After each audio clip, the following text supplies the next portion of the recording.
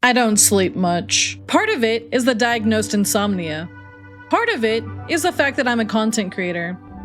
The other part is that I think about space furries way too much. No one should be surprised by this.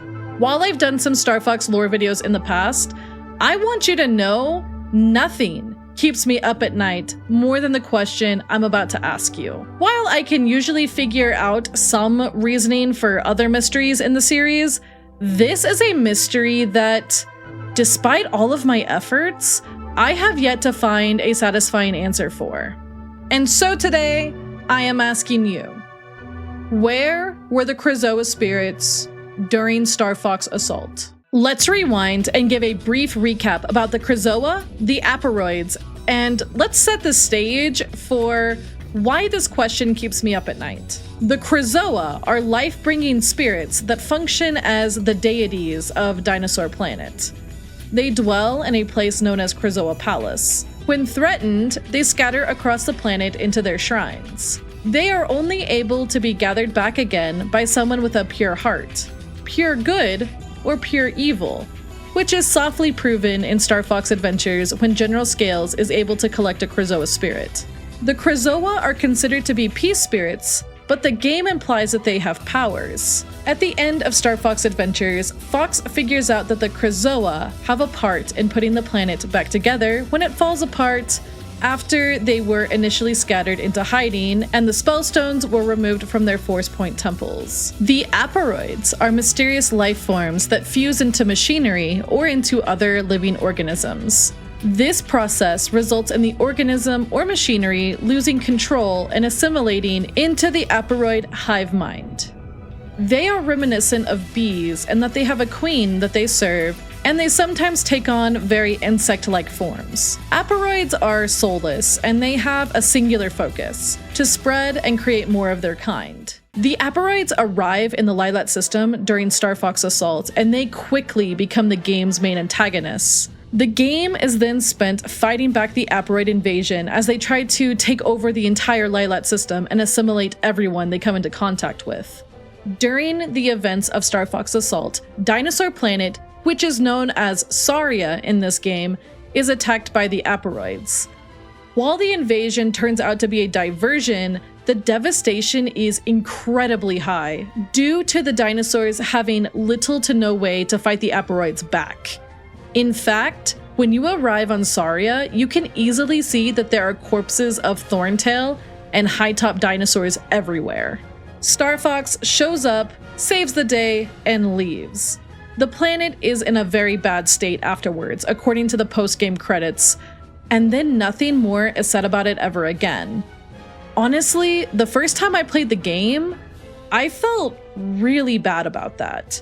Not only does the game shove it in your face how bad things are by putting the dead dinosaur bodies everywhere, but Dinosaur Planet just feels like a special place for a lot of Starfox fans. Think about it. Out of all the planets we've gotten to explore, this is the one we've gotten to see the most, especially up close. Yes, by now we know that the reason that this is because the game started out as a totally different game entirely, before it was added to the Starfox franchise. But that doesn't really erase the fact that you just saw the planet you spent so many hours on get decimated. There's even some dialogue about it during the game as well that talks about how bad things are going for some of the tribes due to the Aparoid invasion. It feels really rough, honestly. After the Sauria mission, Tricky shows up and Fox remarks that he's king now. And if you think about it, that has some pretty dark implications about Tricky's parents, doesn't it? Either they conveniently retired, or they stopped being the ruling duo sometime in the last year due to some reason, or they got by the Aparoids. Yikes. It never really sat super well with me that Sauria faced such heavy casualties. I thought about it off and on over the years, and then one day I did a replay of Adventures. And while I was listening to some of that dialogue, I had a moment where I had to pause the game and sit back for a second because something occurred to me about Starfox Assault. To be quite honest, I've always been impressed with how detailed Bandai Namco was when they designed the Sauria map in Star Fox Assault. It feels like it's a stage where they really took the time to make it feel like it could be an area you saw in the previous game. It thematically feels very similar, and they didn't try to do their own thing, and I really respect that. One detail I've always really liked is that there's a magic cave for a staff upgrade in the level, despite Crystal's staff not even being present in Star Fox Assault. Digging a bit deeper, I've always thought it was interesting that Bandai Namco also opted to call the planet Sauria instead of Dinosaur Planet.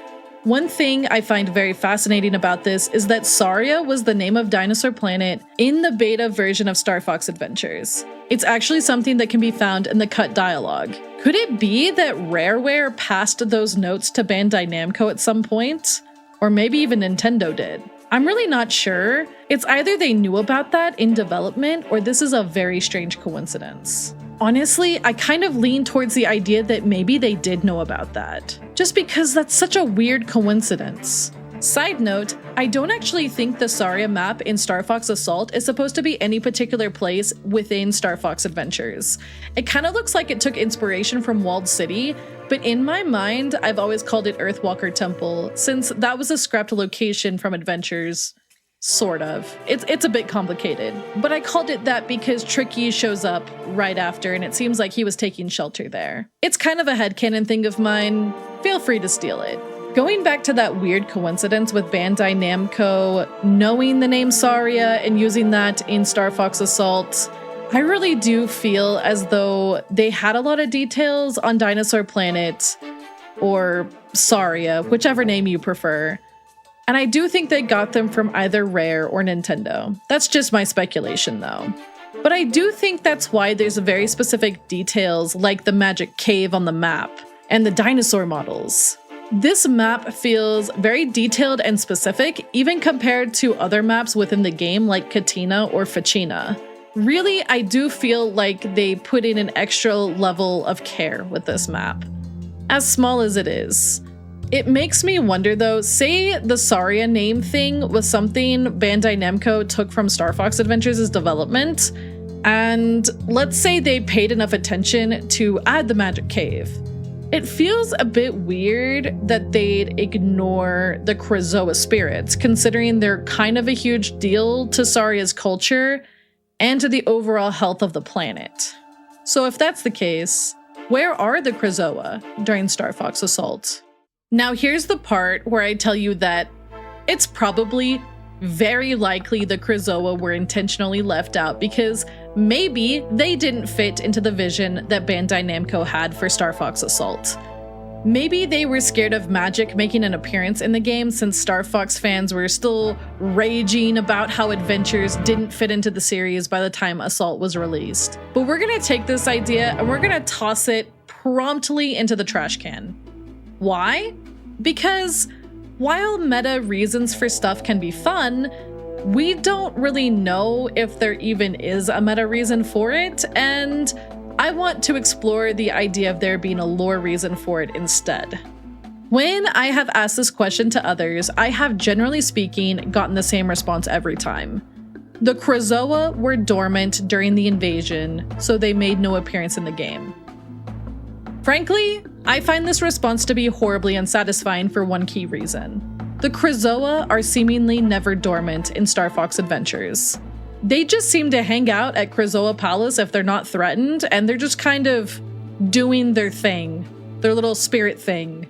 In all of the lore combing I've done over the years, I have not found a single reference in the published Star Fox Adventures material that would indicate that the Krazoa are sleeping during Assault. I'm saying that very specifically because the Krazoa were different in the beta of Dinosaur Planet, but that's a story for another day, honestly, and I just don't consider it to be canon. So, if the Krazoa aren't dormant, what are they doing during Star Fox Assault? Looking back at Star Fox Adventures, the logical conclusion is that they scattered during the Aparoid Invasion like they did when General Scales attacked. We do know that the Krazoa flee Krazoa Palace if they believe they are in danger. They go to their shrines, in order to be collected again by someone of pure heart, presumably when it's safe. That has always been my interpretation, at least. I would accept this as an answer, but there's something kind of bothering me about it. Star Fox Adventures makes it a point to say that the Krazoa spirits being back at the palace are required to put the planet back together. If the spellstones being in place were all that mattered, we would have been able to fix Dinosaur Planet without saving the Krazoa. The game does fail to mention, though, if the Krazoa being out of the palace is enough to cause the planet to fall apart. Are the spellstones even required? It kind of seems like they are, otherwise I'm sitting here wondering what the point of them even is. So there's not really an answer either way. But one would think that if they were required, Fox would have probably mentioned that if he had noticed chunks of the planet were flying in orbit once more. Let's also say the Krazoa did go to their shrines when the Aparoids invaded. Who is gonna go get them again? Fox doesn't really have time for that.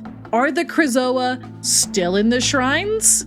Did they have to go find someone else that has a pure heart? Now that I think on it, relying on some pure of heart idiot to show up and save you is not the best defense system. I'm not gonna lie. So yeah, that answer could work, but there's still some kind of wonkiness to it. What's our next option? The Krazoa spirits could have simply not been able to do anything, which is honestly kind of fair. The game implies that the Krazoa have power, but we never see them do anything combat-wise, really, other than the Andros fight, which I don't know how much of that was the Krazoa and how much of that was Andros. Maybe all the Krazoa could do was just sit there. But really, that feels kind of depressing, honestly. What would happen if a Krazoa tried to inhabit an Aparoid? What would happen if an Aparoid tried to take over a Krazoa? How does all of this work? The games just never really give us answers. I feel like the Krazoa just sitting there powerless doesn't feel super satisfying either, but it does feel like a semi-likely answer. I'm not even sure if an Aparoid could try to take over a Krazoa anyways, because the Krazoa are not corporeal. And the Aparoids very distinctly don't have souls. I don't think they can mess with stuff that's like metaphysical. Another possible answer is the Krazoa could have just been helping against the Aparoids, but off screen. I don't love that excuse really, because it feels like a hand wave. I accept it sort of begrudgingly, but it feels like a missed opportunity. I hate it when movies or games go, oh yeah, something cool happened over there, but we're not going to show it to you. That'd be too cool. It just feels kind of lame. Speaking of missed opportunities, am I the only one who feels like we should have had a boss in the Sauria level? Like a giant Aparoidified Red-Eye would have been so cool. Or even the return of General Scales, but as an Aparoid. That would have been so cool. We finally could have gotten that General Scales fight that we always wanted. Anyways, Nintendo, you should hire me. You should hire me to come up with all the good ideas for your series. Particularly Star Fox. Every which way I look at this question, I never really come up with something that I love. Do you see what I mean? The answer is probably something kind of lame and silly. It's probably something we've already gone over. But I want to think that there's an answer that I could be missing. Something that makes sense and also feels satisfying. And heck it, I can't come up with anything that feels right. So I sit and I think about it some more. And I try to convince myself that a Krazoa just staring at their world burning down around them or hiding in a shrine makes sense and feels satisfying. And I just can't convince myself, dang it. I just can't do it. This video probably seems a bit silly, honestly. So maybe it's time that I come clean about something. I've been in the Star Fox fandom for a hot minute now. Really since Adventures came out. That's when I started talking with other Star Fox fans online. When the franchise was more actively receiving updates, we had a variety of things to talk about. Unfortunately back then, it very often boiled down to Adventures discourse, including some not so great takes about women being on the Star Fox team. More about that in another video. And then after the Star Fox Adventures Discord died down, Command came out, and everything was focused on Command discourse. Even all of these years later, with Star Fox Zero being almost a decade old, the discourse is usually, is the series dead? Where should Star Fox go from here? Is Command even canon? I've been working on making Star Fox videos to help diversify the fan content floating around on the internet.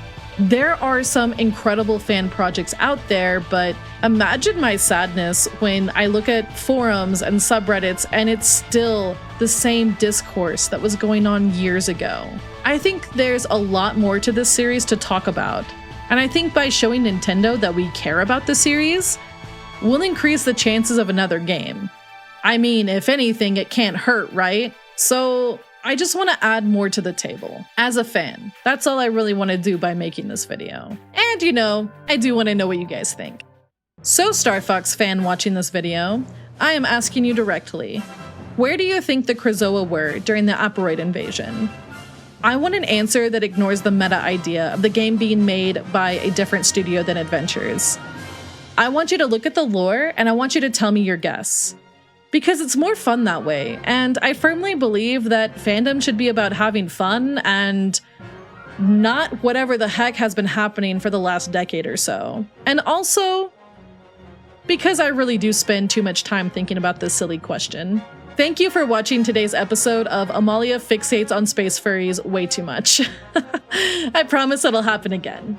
Please be sure to subscribe for more Nintendo ramblings, tier lists, and discussions. And like the video and share it around so I can finally get some good rest. See you later!